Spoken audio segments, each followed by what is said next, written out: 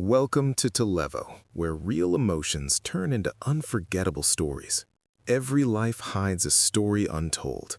Every silence carries a truth unheard.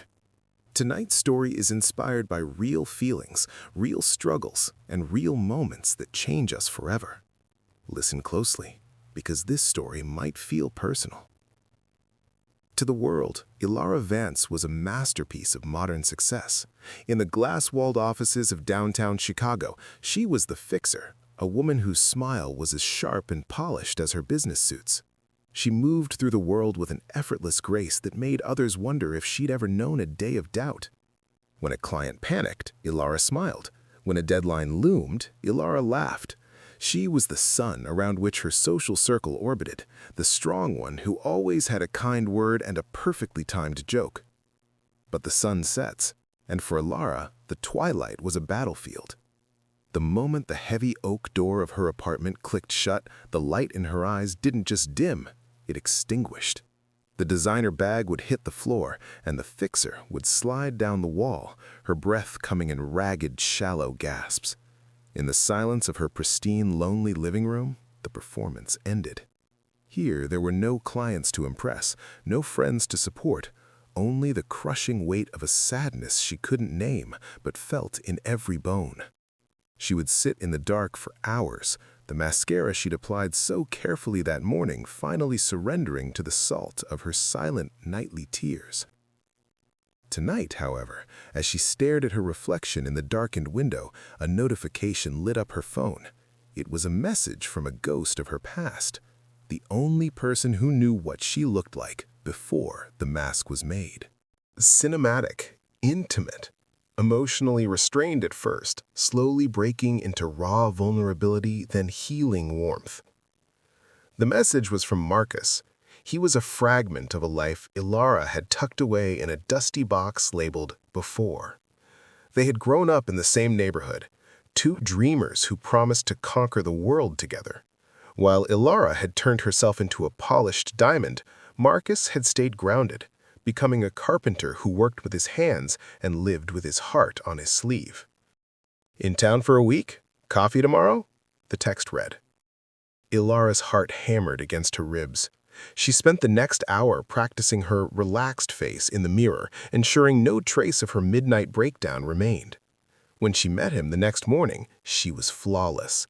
She spoke of her promotions and her high-rise life, her laughter ringing out like wind chimes.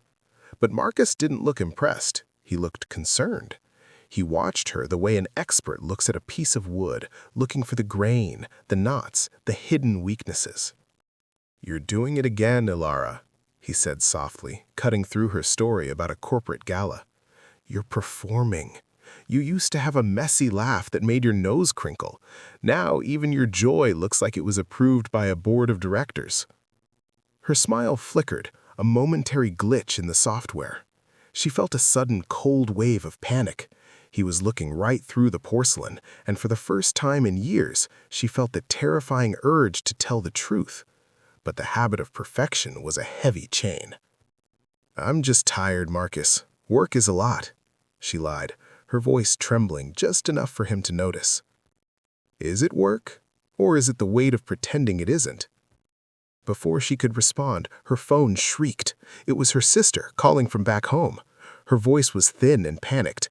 "Elara, it's Mom. She's back in the hospital. The doctors, they say it's time to come home." Cinematic, intimate, emotionally restrained at first, slowly breaking into raw vulnerability, then healing warmth. The drive back to her small hometown was a blur of gray highways and forced composure. Elara walked into the hospital wing not as a grieving daughter, but as a project manager. She organized the charts, questioned the nursing staff with surgical precision, and updated her family with a steady, practiced voice. Even as she sat by her mother's bedside, she kept her posture straight and her expression serene. She was the pillar. Pillars don't buckle. Her mother, pale and fragile against the white linens, reached out to touch Elara's hand.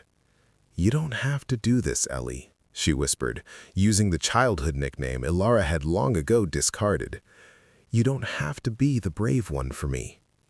"I'm fine, Mom. I've got everything under control," Elara replied automatically, her professional smile locked firmly in place. But as the days bled into a week, the control began to erode. Between managing her high-stakes accounts remotely from the hospital cafeteria and navigating the complex emotions of her mother's decline, the fixer was running on empty. Marcus appeared at the hospital one evening with 2 cups of lukewarm coffee and a quiet presence that didn't demand a performance. He didn't ask her how she was. Instead, he simply sat beside her in the sterile hallway. "The thing about pillars, Elara," he said, staring at the floor, "is that if they never lean, they eventually just snap. And when they snap, the whole house comes down." Elara opened her mouth to argue, to offer another witty anecdote about her resilience, but the words died in her throat. She looked down at her hands. Her knuckles were white from clenching the coffee cups so hard. For the first time, she felt the terrifying sensation of the walls closing in, the air in the hospital corridor growing thin and suffocating. The collapse didn't happen in the quiet of her apartment. It happened in the most public way possible.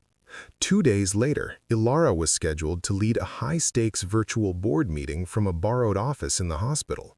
She had spent the morning reapplying concealer to hide the dark circles and rehearsing her "everything is fine" pitch.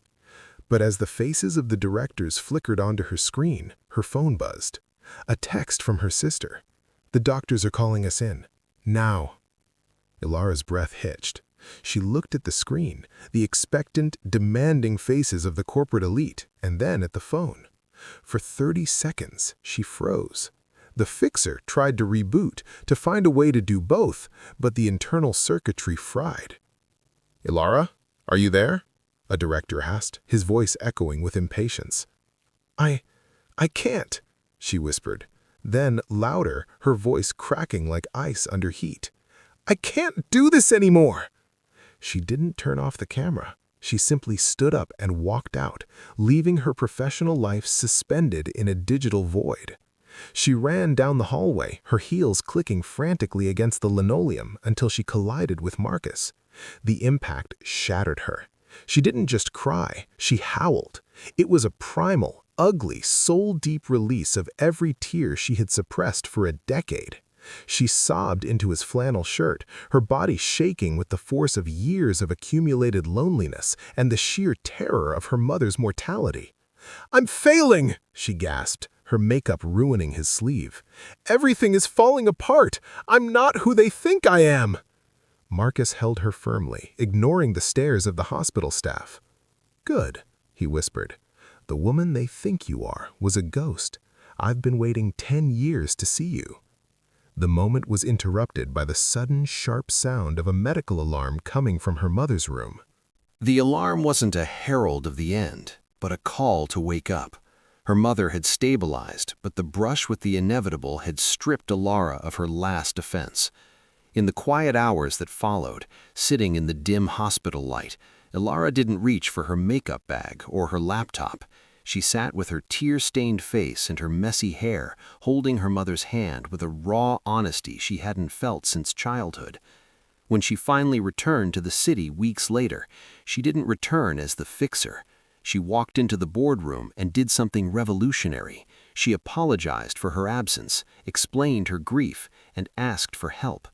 The silence that followed wasn't of judgment, but of profound relief. Colleagues who had always felt intimidated by her perfection began to share their own struggles. The mask hadn't been protecting her. It had been a wall between her and the very human connection she craved. Elara still cries sometimes at night, but it's no longer a secret ritual of shame. Now, those tears are just part of the weather of a life fully lived. She spends her weekends in her hometown, helping Marcus in his workshop, learning to appreciate the beauty in wood that is knotted and scarred. She realized that the world doesn't need people who are perfect, it needs people who are real. Elara still smiles for the world, but now the smile is genuine, because she knows that if she ever feels like breaking, she no longer has to do it alone. The light is finally back in her eyes, not because the darkness is gone, but because she's no longer afraid to walk through it.